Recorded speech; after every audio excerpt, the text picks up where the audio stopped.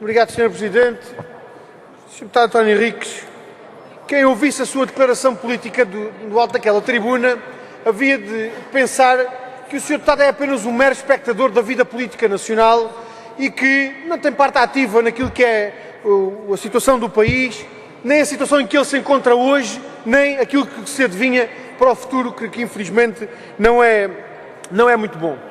E, Sr. Deputado, eu queria lembrá-lo, se é que o Sr. Deputado estava esquecido disso, que o Sr. Deputado, a sua bancada e o seu partido têm responsabilidade na situação de desgraça nacional que nós hoje estamos a enfrentar. E têm responsabilidade não só por aquilo que têm feito enquanto estão no Governo, mas já por aquilo que faziam antes de estarem no Governo. Os senhores chegaram a esta legislatura, iniciaram esta legislatura, dizendo que não queriam fazer ajustes de contas com o passado, que o que estava para trás estava para trás e que só queriam discutir o futuro. Mas, Sr. Deputado, é preciso alguma memória histórica e, sobretudo, para que se peçam responsabilidades a quem é responsável pela situação em que o país hoje se encontra. E se é verdade que o Partido Socialista governou nos 6 anos anteriores aos senhores terem chegado ao poder, a verdade é que os senhores são responsáveis por uma boa parte da situação em que hoje o país está, também por medidas que foram tomadas naquela altura. Porque o PSD aprovou os orçamentos de Estado do Partido Socialista para 2010 e para 2011, quando o PS já não tinha maioria absoluta e quando podia ter sido nesta Assembleia da República apontado outro caminho para o futuro do país, e os senhores foram coniventes com aqueles dois orçamentos de Estado do Partido Socialista. Tal como foram coniventes com a aplicação de 3 PECs aprovados na altura pelo governo PS Sócrates e que os senhores subscreveram, aliás, subscritos pelo atual Primeiro-Ministro, líder do seu partido, Sr. António Henriques. E queria dizer-lhe outra coisa. O Sr. Deputado do alto daquela tribuna diz que é preciso que Portugal se compare com os melhores. E eu pergunto-lhe, Sr. Deputado, os senhores têm em cima da mesa uma proposta, uma vez mais, de redução das indemnizações pós-despedimentos. Já pensaram em comparar-se com os melhores na Europa em relação aos salários?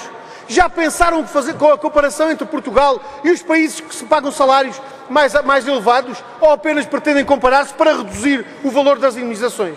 Já pensaram comparar-se com os países da União Europeia que mais investem em saúde, em educação ou em cultura? Já pensaram em comparar-se com os países da União Europeia que mais garantem investimento público? Com essas comparações com os melhores da Europa, os senhores nunca estão dispostos para o fazer. Mas, Sr. Deputado António Henriques, queria ainda colocar-lhe outras 2 questões. Os senhores sentem mesmo que têm legitimidade para continuar a governar? Os senhores que se apresentaram a eleições dizendo que os cortes nos subsídios de férias e de Natal que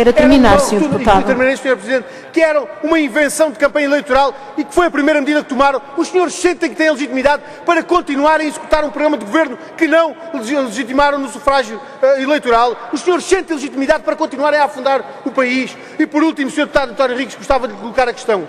Os senhores António Rodrigues, apresentaram-se a eleições com uma promessa que era de retirarem Portugal do fundo do poço do endividamento em que tinha sido colocado. 1 ano e meio depois, estamos mais afundados nesse poço do endividamento e sem perspectivas de lá sairmos. Sr. Deputado António Rodrigues, como é que os senhores conseguem fazer intervenções como aquela que fez do alto desta tribuna, de cabeça erguida, quando o resultado concreto da vossa governação é exatamente o contrário daquilo que prometeram aos portugueses?